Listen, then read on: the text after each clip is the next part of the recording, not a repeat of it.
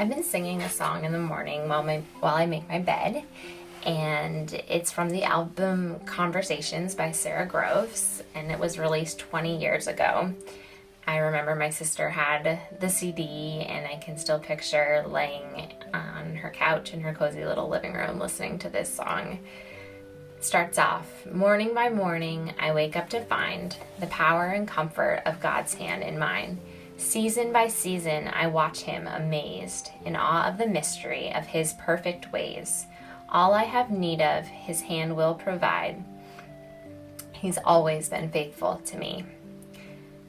20 years. I can't believe it's been 20 years since laying on that couch listening to that song. I was just starting high school, and little did I know then the trials and pain that I would encounter over the next many years. Around this time, I started struggling with anxiety and depression, and while at the time I didn't know what was going on and what was wrong with me, years later, I heard the label and diagnosis that I so feared, bipolar. It peaked during college, and it pressed on through jobs and getting married and having kids. There were major depressive episodes, panic attacks, really high highs, and awful lows. And I just remember pleading with God to take it away, and just sobbing and pleading with him. And sometimes I would avoid life by taking a nap, and before I'd fall asleep, I would pray that when I woke up, it would just be gone. And that never happened. And it was real agony at times. But speaking of the number 20, well, 2020 was a hard year and a really terrible year for many. It had its own challenges and sorrows for us as well, but it surprisingly was one of the best years of my life. Last year was the first year since those teenage days where I did not have any major anxiety or depression.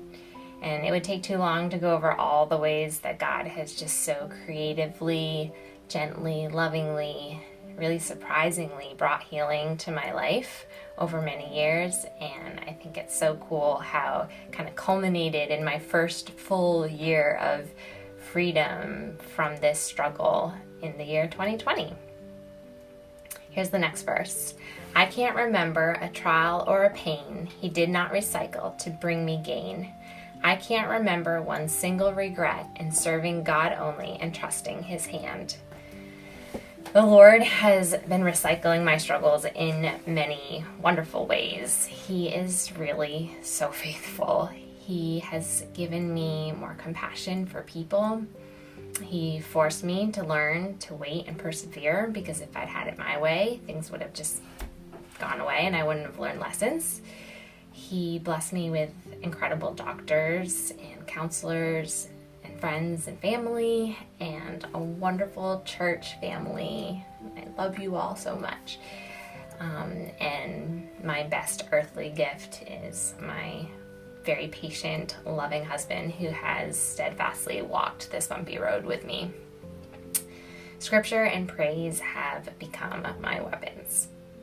And while I don't know what this year will bring, and I don't know, to be honest, if my mental illness will rear its sometimes very ugly head in full force again in the future, it no longer defines me, and I'm not as afraid of it because I know the one who does define me, and for that I am so grateful.